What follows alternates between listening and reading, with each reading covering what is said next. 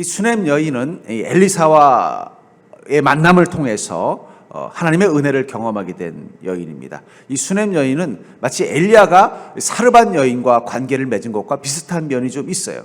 근데 엘리야가 사르밧 여인과 관계를 맺을 때는 엘리야가 직접 사르밧 여인을 찾아와서 그녀의 집에 유하면서 은혜를 하나님께서 주신 과정이라면, 이 수넴 여인은 그 좀 반대쪽입니다. 이 엘리사가 이 수넴이라는 지역을 지나갈 때마다 마침 그 여인의 집에서 식사를 대접받게 된 것입니다. 그러면서 이제 자주 이 수넴 지역에 오게 되는 것을 보자 이 수넴 여인은 자신의 남편에게 이렇게 얘기하는 거예요. 여보, 저 주의 종이, 하나님의 사자가 이곳 수넴 지역에 올 때마다 숙소 문제 때문에 고민을 많이 하는 것 같은데, 그러지 말고 우리가 넉넉하니까 저분을 위해서 따로 집을 하나 만들어 드리고, 그분이 오시면 언제든지 그분이 그곳에서 기거할 수 있도록 우리가 배려를 해드립시다 하면서 자기 집의 한 구석에다가 이 엘리사가 수넴에만 오면은 언제든지 머묵을 수 있는 이 전용 숙소, 마치 관사와 같은 그런 곳을 만들어서 제공합니다. 그때부터 이 수넴 여인은 하나님의 은혜를 경험하기 시작을 해요. 먼저 그녀는 아이가 없었어요. 그리고 마침 결혼할 때 나이가 많은 남편과 결혼을 했기 때문에 아이가 없는 상황 가운데서 고민하고 있었는데, 마침 엘리사가 그녀의 문제를 알고는 그녀에게 하나님의 은혜를 전달하고, 그것을 통해서 이 수넴 여인은 아들을 갖게 되었습니다. 근데 또 그 아들이 자라다가 그만 갑자기 죽게 된 거예요. 그때도 또 엘리사가 마침 그 집에 거하고 있었기 때문에 그 아이를 살려줍니다. 그리고 오늘 본문에 보면은 이 7년 대기근이 곧 다가오자 또 마침 이 수넴 지역에 잠시 머물렀던 엘리사는 이 여인에게 앞으로 곧 이곳에 엄청난 기근이 7년간 올 테니까 당신은 빨리 가족들을 데리고 블레셋 땅으로 피하십시오 라고 하면서 조언을 해주는 거예요. 그 말을 믿고는 수넴 여인은 남편을 설득해서 아이들과 함께 그 땅을 놔두고는 가지고 있는 재산을 다 가지고 블레셋 땅으로 피신을 한 것입니다. 아니나 다를까 이스라엘 땅에는 7년 대기근이 와요. 엄청난 기근과 어려움이 있습니다. 그때 수넴 여인의 가족은 안전하게 이 블레셋 지역에서 잠시 피해 있다가 7년이 지나서 돌아왔는데, 뭐 성경에 나와 있지는 않지만 이 수넴 여인이 올 때는 남편이 이미 떠난 뒤인 것 같아요. 왜냐하면 그전부터 남편은 나이가 많은, 좀 나이 차이가 많이 나는 남자와 결혼을 했고 이미 세월이 지났기 때문에 남편이 먼저 하늘나라로 가고 이제 혼자 아들 하나를 데리고 다시 자기 집으로 돌아와서 자기가 가지고 있던 재산을, 땅을 다시 찾아서 그 집에 머물려고 보니까 거기 다른 사람이 살고 있는 거예요. 주변에서 아무도 이 수넴 여인을 도와주려고 하지 않자 어쩔 수 없이 왕에게 이 도움을 요청하기 위해서 찾아온다는 이 내용입니다. 그리고 그 속에서 기적적으로 하나님께서 그 여인에게 다시 한번 은혜를 베풀어서 자신의 그 땅을, 아들이 물려받아야 될 그 땅을 다시 차지해서 다시 그 어려움을 벗어나게 됐다는 이 과정을 보면서 이 수넴 여인은 엘리사와의 만남으로부터 하나님의 은혜가 계속 지속됐다는 거예요. 여러분, 우리가 어쩌다 한 번 주님의 은혜를 받는 것만 가지고는 우리 삶이 풍성할 수가 없어요. 요즘 중요한 단어 중에 하나가 뭐냐면 지속 가능한 성장이에요. 성장을 하더라도 한번 쫙 하고 망하는 그런 게 아니라 계속 성장해야 되는 거예요. 인생도 그렇죠. 하나님의 은혜를 경험하려면 어떻게 해요? 지속 가능한 은혜를 경험해야 돼요. 한번 뜨겁게 경험했다가 또 다 날리면 의미 없는 거예요. 한때 잘 나가는 건 아무 의미가 없는 거예요. 한때 부자가 되고 한때 사업이 잘 되는 건 아무 의미가 없다는 거예요. 계속 그게 지속력을 가져야 의미가 되는 것처럼 하나님의 은혜도 계속 지속적으로 임해야 그게 복된 삶이 되는 거지, 어떨 때는 확 임했다가 또 어떨 때는 싹 사라져버린다면 그건 아무 의미가 없는 것일 수도 있다는 거예요. 이 수넴 여인은 바로 그 지속 가능한 은혜를 경험한 여인이라는 거예요. 그렇다면 어떻게 이 여인은 이 지속 가능한 은혜를 경험하게 됐을까요? 제가 이야기하지만은 이 구약에는 성령님이 이 하나님의 백성들 사이에 임재하지 않았던 시절입니다. 이 신약과 구약의 가장 결정적인 차이는 예수 그리스도께서 이 땅 가운데 오신 이후 성령님이 모든 믿는 자의 삶 가운데 구체적으로 직접적으로 개입하신다는 거예요. 그래서 여러분들의 삶 가운데 성령님들 함께 계신 것입니다. 그러나 구약의 시대는 안 그랬다는 거예요. 오직 특별한 어떤 사람들에게만 성령님이 임했고 일반적인 하나님의 백성들은 직접 성령님을 만나는 경험이 없었어요.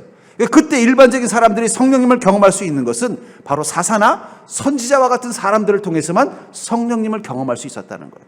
결국 이 수넴 여인이 친밀한 관계를 맺었던 것은 엘리사가 아니라 엘리사와 함께 계신 하나님, 그 성령님을 경험했기 때문에 그녀는 이 지속 가능한 은혜를 경험한 것입니다. 그런 의미에서 여러분들은 이미 지속 가능한 은혜를 경험할 수 있는 조건을 가지고 있는 거예요. 그건 바로 성령님과 함께하는 삶입니다. 이 수넴 여인이 엘리사를 자기 집에 모셔서 극진하게 모시고 있었던 것처럼 이미 여러분들 안에 와 계신 성령님을 여러분들이 극진하게 모신다면 여러분들은 지속 가능한 은혜를 경험하는 인생이 된다는 거예요. 전 그런 의미에서 우리 성도님들이 성령님과 한 집에 계신 모습을 두 가지로 나눌 수 있을 것 같아요. 하나는 친정어머니 형과 시어머니 형이 있을 것 같아요. 옆 사람 보고 한번 여쭤볼까요? 당신은 성령님을 친정어머니라고 생각하십니까? 시어머니라고 생각하십니까? 한 집에 살고는 있는데 친정어머니는 어떻게 돼요? 수시로 방에 들어가서 엄마 뭐해? 오늘 밥 뭐 먹을까? 자꾸 만나서 이야기하고 싶어하고 관심을 갖고 싶어하고 엄마에게 좋은 일을 해주고 싶어하는 게 친정어머니 형이라면 시어머니 형은 뭐예요? 뭔가 도리는 다 하지만 자꾸 집을 나갈 핑계만 찾아요. 어머니 저 좀 나갔다 올게요. 물론 요즘 그렇지는 않다고 저는 봅니다. 그리고 우리 서정교회 성도님들은 뭐 그런 며느리 없을 거라고 보지만 일반적인 관념에서 친정어머니 형과 시어머니 형으로 나눈다면 우리가 이미 우리 안에 계신 성령님과 어떤 관계냐는 거예요.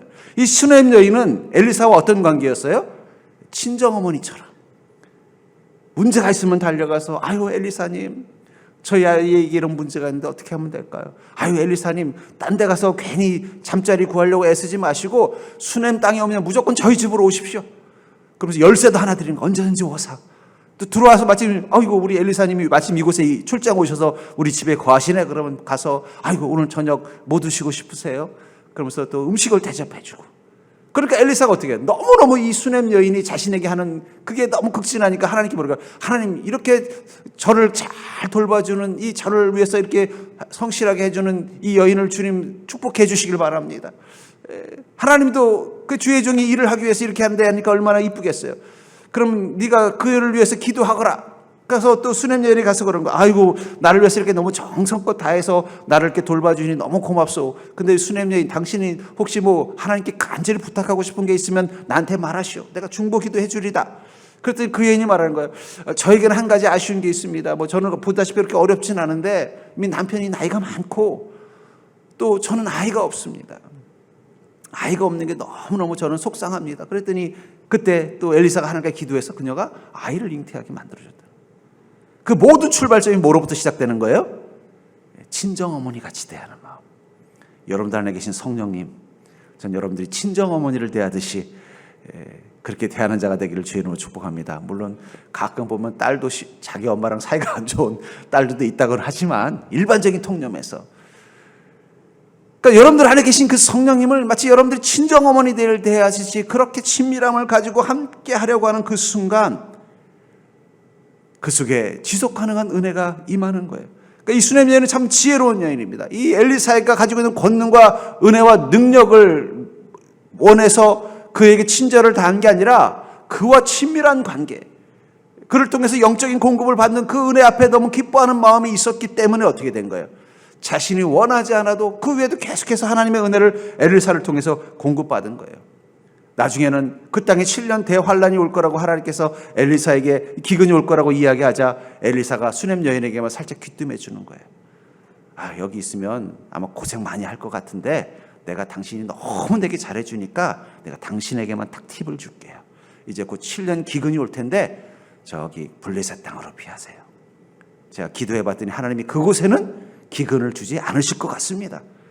그 말을 듣고 수넴 여인은 또 어떻게 한 거예요? 그 말을 그대로 듣고는 남편을 설득해서 그냥 전 짐을 싸가지고 블레셋으로 이사를 갔다는 거예요.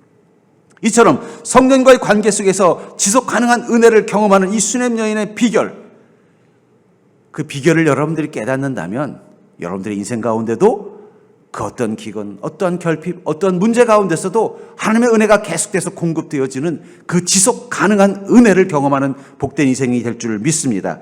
그렇다면 우리가 수넴 여인처럼 이 지속 가능한 은혜를 경험하려면 우리는 어떤 믿음을 가지고 우리 안에 계신 성령님과 함께 동행해야 할까요? 먼저 은혜를 경험했다면 순종으로 반응해야 된다는 거예요. 절대 해볼까요? 은혜를 경험했다면 순종으로 반응해야 한다. 본문 2절에 보니까 여인이 일어나서 하나님의 사람의 말대로 행하여 그의 가족과 함께 가서 블레셋 사람들의 땅에 7년을 우거하다가, 이 여인이 블레셋 사람들의 땅에 7년을 우거한 것은 무엇 때문이에요? 하나님의 사람의 말대로 행하였다라고 말하고 있다는 거예요. 여기 지금 이 수넴에서 살고 있었던 이 여인의 가정은 가난한 집이 아니에요. 부자예요. 그러니까 엘리사가 오면 어떻게 해야 돼요? 손님을 귀하게 대접하고 자기가 또 직접 집을 지어서 엘리사가 살 수 있도록 숙소를 만들어줄 수 있을 만큼 넉넉한 집이었다는 거예요. 예. 우리 속담에 그러잖아요. 뭐 3대가, 부자들은 뭐 3대는 망하지 않는다. 그러니까 기근이 와도 부자들은 좀 살만한 건데, 근데 엘리사가 뭐라고 말한 거야? 7년간 앞으로 기근이 올 건데 너무너무 힘든 시간이 될 거다. 그러니 당신은 가족들하고 다 남편 설득해서 블레셋 땅으로 잠시 피하거라. 이 말을 듣더니 그녀는 망설이도 않고 그 말이 어떻게 한 거예요? 순종한 거예요. 아마 어쩌면 남편은 그랬을까? 뭐 기근이 와도 그렇지, 뭐 우리가 가지고 있는 재산이 있는데 그거 못 버티겠어. 뭐 그 썰은 그 이방 민족이 있는 땅으로 그렇게 피난을 한다는 게 좀 어렵지 않을까? 하고 남편은 좀 곤란했을 수도 있어요. 근데 그 여인은 뭐라고 말해요? 무슨 말이에요? 하나님의 종이 이야기했다면 그건 하나님께서 그런 계획을 가지고 계신 거고, 우리에게 하나님께서 그렇게 말씀하셨다는 건 우리가 상상도 할 수 없는 큰 재앙이 있다는 건데, 우리에게 하나님께서 기회를 주신 건데 우리가 순종해야지. 무슨 말이에요? 하면서 어떻게 해요? 다 짐을 싸가지고 바로 순종해서 이사를 갔다는 거예요. 우리가 주님의 은혜를 경험하게 되면 우리 안에 하나님에 대한 신뢰가 생깁니다. 여호와께서 이곳에 7년의 기근을 허락한다고 분명히 말씀하셨다면 그대로 된다는 거예요. 그래서 본문 1절에 엘리사가 이전에 아들을 다시 살려준 여인에게 이르되 너는 일어나서 내 가족과 함께 거주할 만한 곳으로 가서 거주하라. 여호와께서 기근을 부르셨으니 그대로 이 땅에 7년 동안 임하리라. 하나님께서 그 말씀을 하셨다는 것을 믿었기 때문에 그녀는 어떻게 한 것입니까? 망설임 없이 순종했다는 거예요. 여러분, 우리가 은혜를 경험하면요, 그 은혜는 우리에게 은혜를 주신 하나님에 대한 신뢰, 믿음이 높아지게 되어 있어요. 믿음이 높아지면 어떻게 돼요? 그대로 순종하는 거예요. 그러니까 우리가 은혜를 경험하는 건 정말 중요한 거예요. 하나님이 나에게 이 은혜를 주셨다면, 그 하나님이 나를 축복하시기 위해서 함께 하신다는 걸 믿는다면 주님이 무엇을 말씀하시든 어떻게 돼요? 거기 순종하는 것입니다. 그리스도인의 인생을 아주 쉽게 사는 방법이 있어요. 그건 성령의 인도하심을 따라 살면 되는 거예요. 여러분, 우리는 굳이 머리가 좋을 필요 없습니다. 머리가 안 좋아도 우린 잘 살 수 있어요. 우리 옆 사람 볼까요? 머리가 안 좋아도 잘 살 수 있답니다. 당신은 얼마나 다행입니까? 우리 머리가 안 좋아도 잘 살 수 있어요. 뭐만 좋으면 될까요? 순종하는 믿음만 있으면 된다는 거예요. 이 수넴 여인은 이 엘리사를 통해서 하나님의 음성을 듣는 방법을 알게 됐고, 그 하나님의 음성이 들리자 그녀는 고민하지도 않아요. 바로 순종했다는 거예요. 어쩌면 남편은 고민했을지도 몰라. 아이고 그래도 그렇지, 뭐 우리가 못 사는 것도 아니고 7년 우리 견딜 수 있어, 뭐 구하러 가. 근데 무슨 말씀이 있어요? 하나님이 우리에게 그 말씀해 주셨다는 건 우리가 상상할 수 없는 큰 기근이 온다는 거예요. 우리가 위험해질까 봐 하나님이 말씀하셨는데 우리가 순종해야죠. 그녀는 머리를 쓰지 않았다는 거예요. 주님의 말씀이라면 순종할 마음이 준비되어져 있었다는 거예요. 우리가 온전히 이 땅을 살 때 하나님의 지속 가능한 은혜를 날마다 경험하는 데 가장 중요한 것은 주님의 말씀을 믿고 신뢰하는 믿음으로 순종하면 되는 것입니다. 근데 그 순종의 삶을 사는데 가장 중요한 게 뭐냐면 하나님의 음성이 들려야 돼요. 하나님께서 우리에게 눈에 보이는 엘리사와 같은 사람을 직접 보여내 주셔서 말해주면 얼마나 좋겠습니까? 그렇죠? 근데 그렇게 하지 않을 때도 있어요. 아니, 그렇게 해도 못 믿을 때도 있죠. 못 믿을 때도 있다는 거예요. 우리는 영적인 보청기가 있어야 돼요. 우리 인간이 타락한 순간부터 우리에게는 영적인 난청이 생겼습니다. 여러분, 우리의 육신의 귀는 잘 들리는지 몰라도 우리의 귀에는 난청이 있어요. 하나님의 음성이 잘 안 들리는 난청, 하나님의 음성을 잘 구분하지 못하는 난청이 우리 영혼 가운데 생겼다는 거예요. 그게 타락의 증거라는 거예요. 하나님의 음성이 잘 들리지 않으니까 어떻게 돼요? 하나님의 뜻을 모르니까 하나님 앞에 순종하지 못하는 거예요. 여러분, 하나님의 음성이 선명하게 들리는데 순종 안 할 간 큰 그리스도인이 어디 있겠습니까? 그렇죠? 하나님의 음성이 선명하게 들리는데 순종 안 할 간 큰 그리스도인이 어디 있겠냐는 거예요. 문제는 우리가 잘 못 듣는 게 문제라는 거예요. 그 음성이 하나님의 음성인지 확신도 안 생기고 그 음성이 구체적으로 내게 무엇을 명령하는지를 정확히 들리지 않는 게 문제라는 거예요. 그렇기 때문에 영적인 보청기를 들었어야 됩니다. 그게 바로 경건 훈련이라는 거예요. 우리가 경건의 훈련을 하면 할수록 하나님의 음성이 잘 들리기 시작하는 거예요. 듣는 훈련을 하게 되는 거예요. 경건의 훈련은 그런 힘이 있는 거예요. 왜 우리가 날마다 거룩한 습관을 가져야 되는가? 거룩한 습관을 가지면 가질수록 주님의 음성이 선명하게 들려지기 시작하는 것입니다. 주님이 말씀하시는 게 무엇인지 구체적으로 듣는 능력이 생기는 거예요. 그거는 말로 해서 되는 게 아니고 마치 외국어를 배우는 거랑 똑같아요.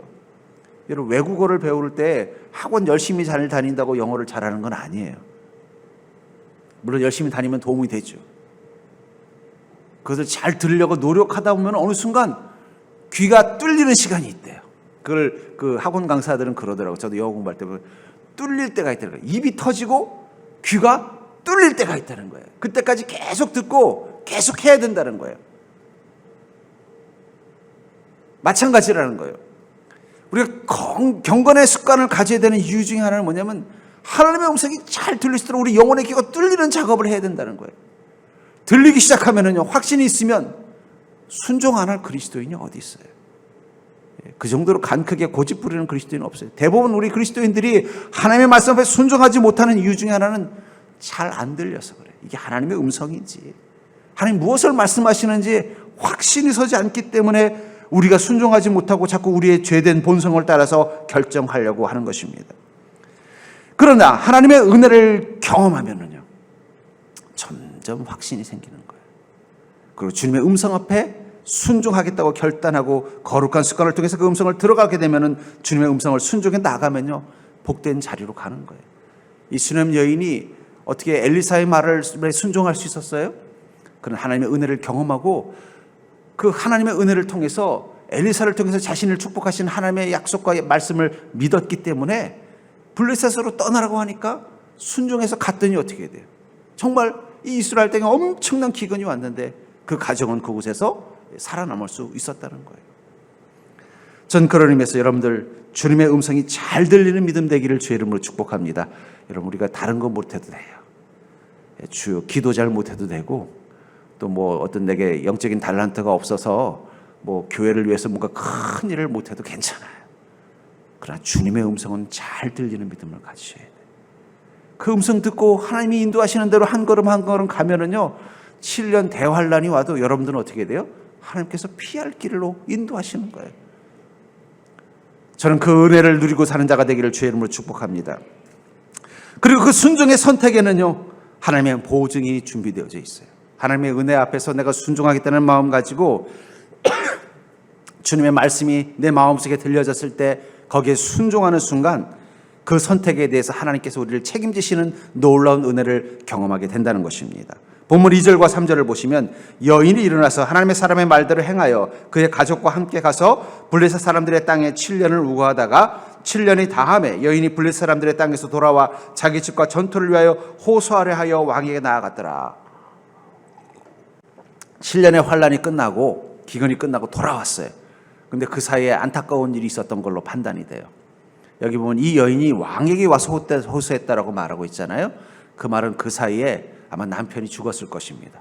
이 당시 때는 어떤 사회적인 문제를 해결하는 것은 남자들의 몫이었지 여자들이 할 때는 대부분 과부일 때예요. 남편이 없을 때면 여자들이 나서는 거예요. 남편이 있으면 남편들이 나서는 거예요. 그러니까 이 여인이 아마 그동안 또 어차피 그 전에 이미 남편이 좀 나이가 많은 남편을 만났기 때문에 아마 남편이 나이가 많았을 것으로 판단이 돼요. 그러니까 아마 그 블레셋에서 결국은 이제 노환으로 이제 사망하게 되고 아들하고 이제 돌아올 때는 어떤 마음이었겠어요? 원래 가지고 있었던 자기 재산을 뭐 누구한테 판 것도 아니니까 거기에 들어왔는데 보니까 누가 거기 슬그머니 들어와 살고 있는 거예요. 아마 이 유대의 이 법으로 봐서는 그 슬그머니 들어와 사는 사람은 분명히 아마 그들의 가족일, 남편의 가족일 확률이 높아요. 가족이나 아니면 뭐 이복, 뭐 형제관이거나 뭐 이런 관계일 확률이 높아요. 와가지고는 어떻게 해요? 이미 남편이 없은 과부가 됐으니까 모른 척하고는 안 주는 거예요. 그러니 어디 가서 호소할 데도 없는 거예요. 남편이라도 있으면 남편이 와서 그 문제를 해결해 줄 텐데 남편은 없지. 자기 아들하고 아직 아들은 어리지. 자기 혼자서는 그 문제를 해결할 수 없으니까 정말 고민하다가 찾아갈 때는 왕밖에 없구나 하고는 왕을 찾아갔어요. 근데 중요한 건 왕이 이런 여인의 문제를 해결해 줄까요? 동네 사람들도 모른 척 하는데 왕이 해결해 주겠냐는 거예요. 그 불가능한 일이에요. 어쩌면 그녀도 알고 있었을지도 몰라요. 하지만 방법이 없는 거예요. 왕이 도와주지 않으면 해결할 수 없으니까는 왕을 무작정 찾아간 것입니다.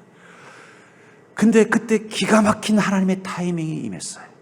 마침 그때 이 이스라엘 왕에게 누가 왔냐면 바로 엘리사의 제자인 게하시가 마침 왕을 방문한 거예요. 그랬더니 왕이 그렇지 않아도 엘리사에 대한 수많은 소문을 들었기 때문에 아이고 그 게하시 그 엘리사의 제자가 왔다는데 잠깐 좀 보자고 합시다.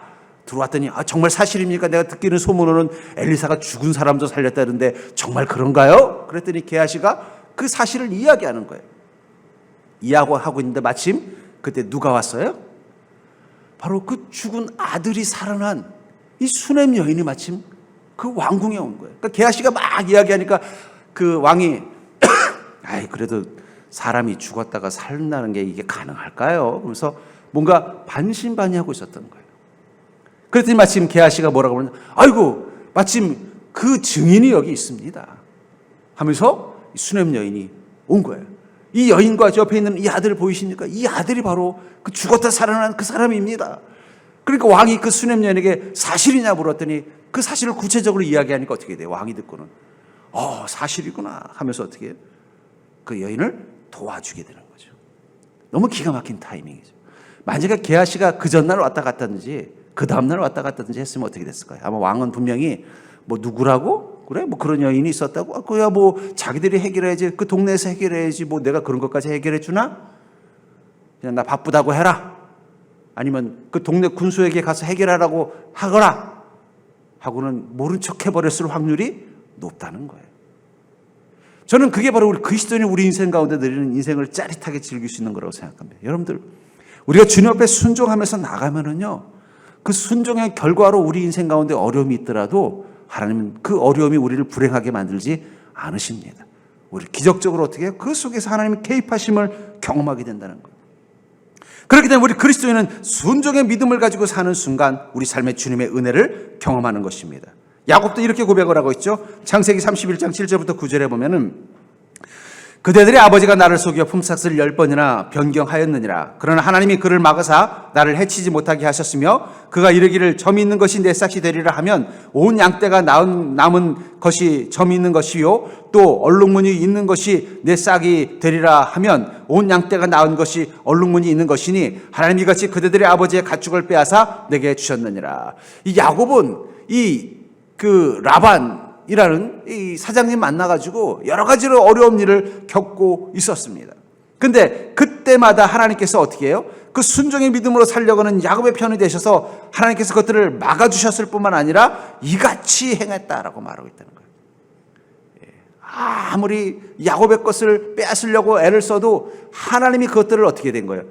바꿔놓더라는 거예요. 처음에는 그러면 얼룩무늬가 나오면 네가 갖고 흰 양이 나오면 내 걸로 하자 해서 보니까 얼룩무늬가 나오면 어떻게 된 거야? 또 조건을 바꿔서 이번엔 흰 양이 나오면 네가 갖고 얼룩무늬가 나오면 내 걸로 하자. 그러면 그 다음 해에는 또 뭐가 많이 나오는 거예요? 얼룩무늬 생긴 양들이 많이 나오는 거예요. 계속 이렇게 바꾸고 저렇게 바꿔도 결국은 야곱이 그 복을 누리도록 만들어 주시는 거예요. 야곱이 이런 복을 누릴 수 있었던 비결이 무엇입니까? 창세기 28장 20절부터 24절에 보면은 베델에서 야곱이 하나님을 만났을 때 이렇게 고백을 하죠. 야곱이 서원하여 이르되 하나님이 나와 함께 계셔서 내가 가는 이 길에서 나를 지키시고 먹을 떡과 입을 옷을 주시어 내가 평안히 아버지 집으로 돌아가게 하시오면 여호와께서 나의 하나님이 되실 것이요 내가 기둥으로 세운 이 돌이 하나님의 집이 될 것이요 하나님께서 내게 주신 모든 것에서 10분의 1을 내가 반드시 하나님께 드리겠나이다 하였더라. 이 야곱이 하나님을 만난 그 자리에서 서원을 했다. 이 서원했다는 얘기는 무엇을 말합니까? 하나님의 주신 말씀 앞에 철저히 순종하겠다는 다짐입니다. 내가 주님 앞에서 이런 믿음, 이런 모습으로 살겠다는 철저한 다짐을 서원이라는 단어로 표현하고 있는 것입니다. 결국 그런 마음 가지고 하란 땅에서 사는 야곱을 하나님께서 어떻게 하신 거예요? 네가 내게 그 순종하기로 결심했다면 나는 네가 무엇을 하든 형통하게 도와주겠다라는 하나님의 약속을 지키시기 위해서 어떻게 한 것입니까? 그 사장님인 라반이 계속 계약을 바꿔서 야곱을 어렵게 만들어도 하나님이 그것들을 다 타이밍 좋게 계속 바꿔나가는 거예요. 결국 그것을 통해서 야곱은 큰 부자가 된 것입니다. 지속 가능한 은혜, 그것은 우리가 순종의 선택을 할 때 경험되는 거예요. 그러니까 순종했다, 안 했다. 좀 은혜가 있으면 순종하다가 은혜가 떨어지면 또 순종을 못하고 이러면은요, 하나님도 참 힘들어요. 얘를 계속 복을 줘야 되나 말아야 되나. 때를 얻든 못 얻든 내가 가능하든 못하든 주님이 내게 말씀하셨으면 난 순종하겠습니다. 내가 주님 앞에 선했으니 그건 지키겠습니다. 이 마음 가지고 초지일관 한결같은 믿음을 가지면은요, 내 상황은 설령 어려운 상황이 되어도 어떻게 되는 거예요? 하나님께서 기가 막힌 타이밍을 가지고 그것을 합력해서 선을 이루는 복으로 바꿔주는 거예요. 그러니까 우린 성경을 보면서, 왜 성경에 나오는 위인들을 보면서 우리 마음이 설레요? 드라마보다 더 짜릿하잖아요. 드라마보다 그냥 갑자기 그냥 하나님이 탁 나타나셔서 막 상황을 바꿔버리고 환경을 바꿔버리고 오히려 눈앞에서 원수들을 더 초라하게 만들어주시고, 사실 드라마보다 더 재밌어요. 그건 순종하는 자에게만 주어지는 축복이라는 거예요. 여러분, 지속 가능한 은혜는 지속력 있는 순종으로부터 시작이 되는 것입니다. 근데 우리 성도님들이 보면요, 은혜 받을 때는 순종해요. 근데 은혜가 조금 떨어지면 또 바로 불순종해요. 뭐가 내게 좀 하나님이 주시는 은혜가 좀 보이면 순종을 해요. 그러다 하나님의 은혜가 좀 떨어지면 또 그냥 낙심해가지고 순종하지 않아요. 지속 가능한 은혜는 지속력 있는 순종으로부터 이루어지는 것입니다. 여러분들, 이제는 때를 얻든 얻지 않든 주님이 내게 주신 그 모든 말씀 앞에 순종하는 믿음 되기를 주의 이름으로 간절히 축원합니다. 결국 그것이 이 수냄 여인이 순종에 순종을 더했기 때문에 정말 너무 억울한 일을 당했는데도 하나님께서 기가 막히게 그것을 바꾸어 놓으셨다는 거예요. 그렇기 때문에 은혜로 사는 인생의 최고의 시너지가 있습니다. 우리가 은혜로 살 때 왜 주님은 우리에게 그럼 이 지속 가능한 은혜를 주실까요? 바로 그것은 우리가 증인된 삶을 살도록 하시기 위해서라는 거예요. 우리가 이렇게 은혜를 누리고 살 때 그것이 증인이 되어 살면은 그것을 통해서 사람들은 어떻게 해요? 하나님의 살아계심을 보게 된다는 것입니다. 본문 5절을 보실까요? 게하시가 곧 엘리사가 죽은 자를 다시 살린 일을 왕에게 이야기할 때 그 다시 살린 아이의 어머니가 자기 집과 전토를 위하여 왕에게 호소하는지라 게하시가 이르되 내 주 왕이여 이는 그 여인이요 저는 그의 아들이니 곧 엘리사가 다시 살린 자니이다. 아까도 말한 것처럼 마침 이 여인이 자신의 이 억울한 문제를 풀기 위해서 왕을 찾아왔을 때 그곳에 이 여인과 그 아들에게 하나님께서 은혜를 베푸신 것을 다 목격했던 이 엘리사의 제자인 게하시가 왕 옆에 있었다는 거예요. 그럼 왜 이 게하시는 왕 옆에 있었을까요? 이스라엘 왕을 믿음의 왕으로 만들어야 이스라엘 땅이 어떻게 돼요? 하나님 앞에 순종하기 때문입니다. 이스라엘 왕이 주님을 잘 믿어야 그 백성들도 주님 잘 믿는 거예요. 아합 왕은 이 이세벨의 그 아내의 유혹에 넘어가서 바알과 아세라를 숭배하자 어떤 일이 일어났어요?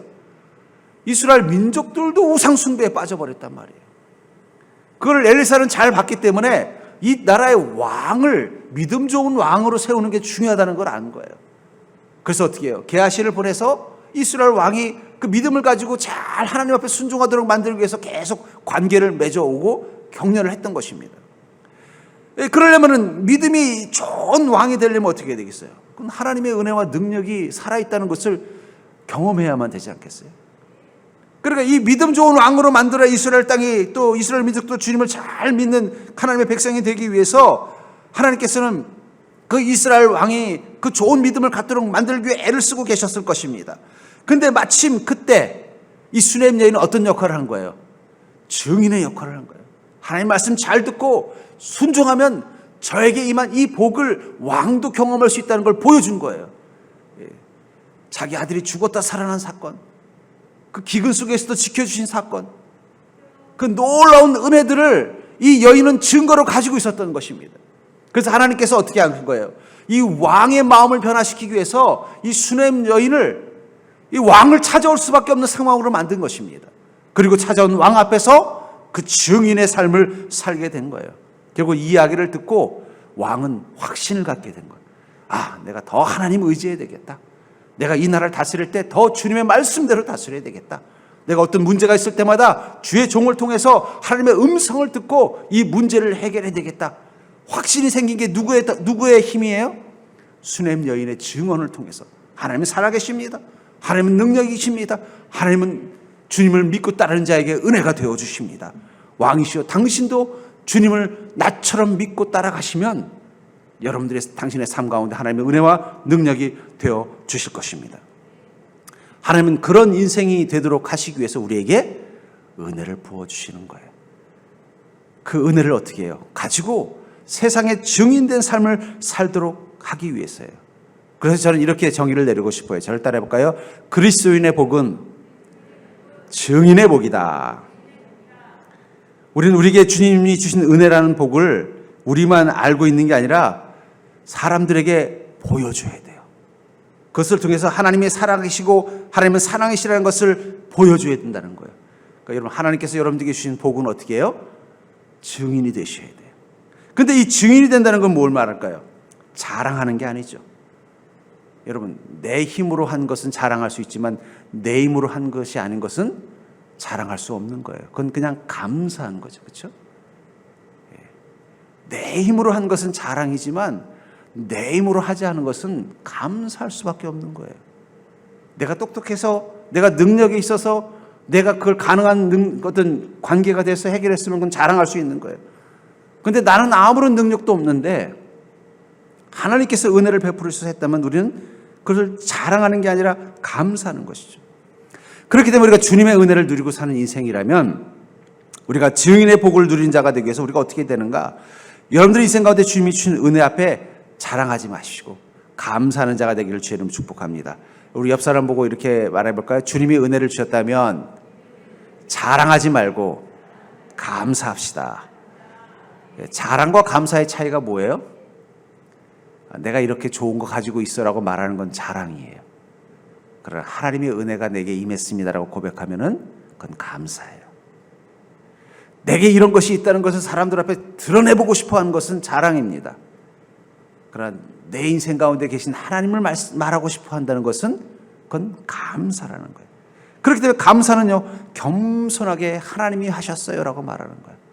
아이고, 어떻게 요즘 그렇게 자녀들이 잘 돼? 자랑하고 싶으면 어떻게 돼요? 아이, 글쎄 말이야, 그놈들이 공부를 그렇게 열심히 하더라고 하면 그건 자랑이 되는 거예요. 그렇죠? 근데 어떻게 잘 돼? 그러는데 아이, 글쎄 말이야, 그 녀석들이 내가 보기에는 영 시원찮은데 하나님이 우리 아이들을 정말 사랑해 주시는 것 같아요. 너무 감사하네요. 그게 감사라는 거예요. 이 자랑과 감사는 다른 것입니다. 하나님이 하셨음을 드러내면 감사고 내가 그걸 누릴 만한 자격이 됩니다라고 생각하면 그건 자랑이 되는 거예요. 여러분, 우리가 주님의 은혜를 경험했을 때 가장 중요한 것은 증인이 되는 것입니다. 증인이 되기 위해서 우리 가장 중요한 것은 자랑이 아니라 감사하는 자가 된다. 또 하나는요, 순종하는 것이죠. 여러분, 우리가 은혜를 받았으면 어떻게 되겠어요?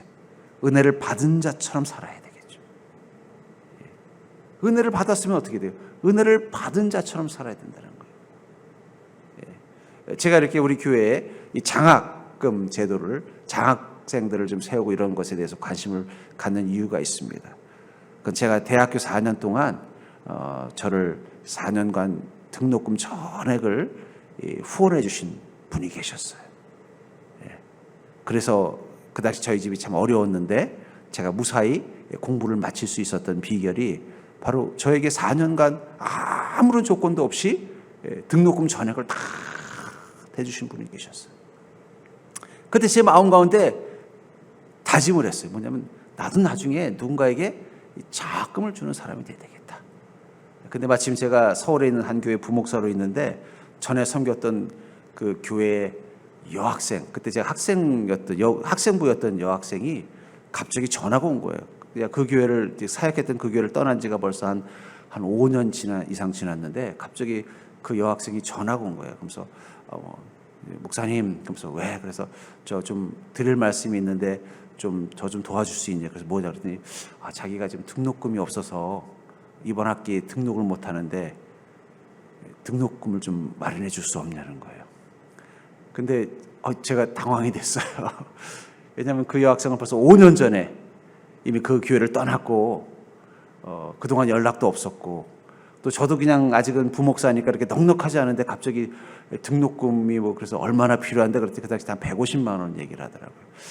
근데 뭐 제가 돈이 있는 것도 아니고, 그래서 어쨌든 와라 해놓고 고민하다가 제 아내 몰래 카드 150만 원을 딱 했습니다. 제 아내는 몰랐어요. 그렇게 왔길래 그냥 아무 말 안 하고 줬어요. 뭐 차용증 뭐 이런 거 없어, 언제까지 갚을 수 있냐 이런 말도 안 하고 그냥 줬어요. 그냥 그래, 이건 내가 빚을 졌으니까 갚아야지 하는 마음 가지고 그냥 줬어요. 주고는 잊어버렸어요. 그 녀석도 고약하게 감사하다는 말 한마디도 없고 전화 한 번 없더라고요. 그래서 내가 정말 얘가 등록금이 필요해서 가져간 건가, 아니면 다른 데 쓰려고 가져간 건가, 별의별 생각이 들지만 그냥 저는 뭐라고 생각했냐면, 어차피 나도 은혜를 받았는데 내가 그때 갚기로 결심을 했다면 이거 갚으라고 하나님 보내신 거겠지 하고는 잊어버리고 그 카드비 150만 원 메꾸느라고 아주 죽을 거생각을 했습니다만, 근데 한 1년인가 2년 있다가 또 전화가 온 거예요. 그래서 목사님 좀 뵐 수 있어요? 그래서 왜? 그랬더니 아니 좀 보고 싶었어요. 그랬더니 왔더라고요. 오더니 그 돈을 주고 가는 거예요. 제가 그때 내가 그때 야, 너 이거 뭐 했을 거냐? 너 차용증 좀 써라. 뭐 내가 너 좀 알아봐야 되겠다. 너희 엄마한테 전화 좀 해볼까? 이랬으면은 얼마나 부끄러웠겠어요. 내가 그때 그래도 좀 내가 폼나게 잘했구나.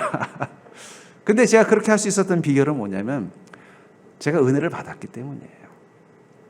은혜를 받은 자처럼 하는 것이 뭘까 생각해 보니까, 내가 그렇게 누군가로부터 아무 조건 없이 이 등록금 받았으면 또 나도 누군가에게 아무 조건 없이 줘야 될 때 줘야 되는 게 옳지 않겠냐. 그래서 저도 우리 교회 와서도 처음부터 내가 나중에 우리 교회가 성장하면은 이 장학금을 좀 만들어서 우리 교인들뿐만 아니라 이 지역의 어려운 학생들을 도와주는 그런 일을 하고 싶다고 한 것은 제가 그 은혜를 경험했기 때문입니다. 저는 우리 교회가 좀 돈 있는 우리 성도님들이 좀 많이 오셨으면 좋겠어요. 와서 좀 장학금 좀 많이 해가지고 이 지역의 어려운 사람들, 또 뭔가 재능이 있는 사람들을 좀 도와주고 뭐 이런 일을 하고 싶어요. 그러니까 여러분, 주님의 은혜를 받았으면 어떻게 해야 돼요? 은혜를 받은 사람 살아야죠. 은혜를 받았는데 자기는 받고 나는 안 하면 뭐가 되는 거예요? 그건 뻔뻔한 거예요. 나는 장학금 다 받아놓고 남들 앞에 인색하면요, 그건 뻔뻔한 거예요. 그건 빚이에요. 내가 받을 자격이 안 되는 데서 받았으면 그걸 갚겠다는 마음 갖는 게 바로 순종이라는 것입니다. 전 그러면서 우리 그리스도인이 더 큰 복을 사모한다는 건 뭘까? 그것은 더 큰 증인의 꿈을 꾸는 거라고 생각합니다. 내가 주님, 내게 더 큰 복을 주시옵소서. 그것은 다른 말로 표현하면 내가 더 큰 증인이 되게 해 주시옵소서. 아까도 말했죠. 증인이 되는 건 무엇을 하는 거라고요? 자랑하는 자가 아니라 감사하는 자, 그리고 은혜를 받은 자처럼 살아가는 자. 그런 모습이 될 때 주님은 우리에게 큰 은혜를 주시는 겁니다. 왜냐하면 너를 증인으로 세워놨더니 나를 잘 증거하더라. 어떤 사람은 주님이 은혜를 줬더니 그것을 주님의 은혜라고 선포하고 다니고 주님의 은혜를 받은 자처럼 사는데, 어떤 사람은 주님이 은혜를 줬더니 그게 자기 잘나서 그런 줄 알고 그걸 먹고 입을 싹 씻어버리면요, 하나님 그 다음에 은혜를 누구를 줄까요? 똑같이 A랑 B에게 똑같은 뭐 재물의 복 또는 가정의 복, 어떤 삶의 복을 줬어요. 그랬더니 한 사람은 그걸 받고 감사하고 기뻐하면서 증인의 삶을 살려고 사람들 앞에 더 주님에 대해서 찬양하고 영광을 돌리고 또 주님 앞에서 은혜를 받은 자처럼 순종하며 살아가는 사람이 있고, 한 사람은 그 복을 가지고서 그냥 자기 인생 자기 혼자 내가 잘나서 받았다라고 생각하는 마음 가지고 그냥 입을 싹 씻고 사는 사람. 그럼 하나님 그 다음에 복을 줄 때는 누구를 주겠냐는 거예요. 결국 지속 가능한 은혜는 증인의 삶을 살기로 결단한 자에게 하나님이 부어주시는 거예요. 그럼 여러분들 더욱더 주님의 큰 복을 사모하는 자가 되기를 주의 이름으로 축원합니다. 우리 옆 사람하고 이렇게 살까? 더 큰 복 받고 삽시다. 우리가 더 큰 복 받을 수 있어요. 그러려면 무엇을 해야 된다고요? 더 큰 증인이 되겠다는 꿈을 꿔야 된다는 거예요. 그러니까 지금부터 증인이 되십시오. 주님이 주신 은혜를 삼키지 마시고 증거하십시오. 감사하고 은혜 받은 자처럼 살아보십시오. 그럼 하나님께서 그래, 너는 내가 은혜를 준 이유를 깨닫고 있구나. 그럼 더 큰 복을 주시는 거예요. 받는 만큼 더 그것을 선포하시고 증인이 되십시오. 하나님 거기에 더하는 복으로 우리 인생 가운데 역사하실 것입니다. 본문 6절에 보니까 이 이스라엘 왕이, 이 수넴 여인이 바로 하나님의 은혜를 누린 자라는 것을 깨닫게 되자 어떻게 했어요? 왕이 그 여인에게 물음에 여인이 설명한지라 왕이 그를 위하여 한 관리를 임명하여 이르되 이 여인에게 속한 모든 것과 이 땅에서 떠날 때부터 이제까지 그 밭의 소출을 다 돌려주라 하였더라. 어쩌면 이 수넴 여인은 처음 왕으로 만나갈 때는 만나나 줄까? 만나서 어찌해서 내 집이라도 건지면 거기 가서 우리 아이랑 다시 시작해야지, 이런 마음 가지고 있었을 거예요.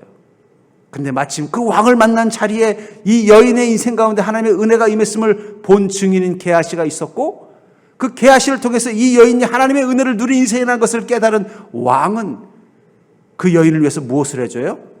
직접 관리를 한 명 임명하는 거예요. 그 관리가 하는 목적은 뭐예요? 이 여인의 문제를 해결해 주도록 보냈다는 거예요. 그것도 어떻게 해결해 주라고 명령하고 있습니까? 집을 찾고 땅을 찾는 것만 끝난 게 아니라 7년 동안 그 땅에서 얻은 모든 소출을 다 돌려주도록 시키라고 한 거예요. 그러니 그 관리가 갔으니 그 여인의 땅, 그 여인의 집을 빼앗았던 사람들은 어떻게 되겠어요? 아마 다 매를 맞고 감옥에 가고 그동안 삼켰던 거 다 토해내게 만들었을 거예요. 여러분들, 우리가 하나님 앞에서 특별한 인생이 되는 순간 우리는 세상에서 특별한 삶을 살게 되는 것입니다. 이게 바로 지속 가능한 은혜의 비결이라는 거예요. 하나님께서 이 여인을 특별한 자로 보셨던 것입니다. 무슨 선지자도 아니고 위대한 일을 한 사사도 아닌데 그녀가 하나님 앞에 온전히 그 은혜 앞에 감사하면서 주님 앞에 순종하는 믿음을 가지고 살자 하나님이 그녀를 특별하게 보셨다는 거예요.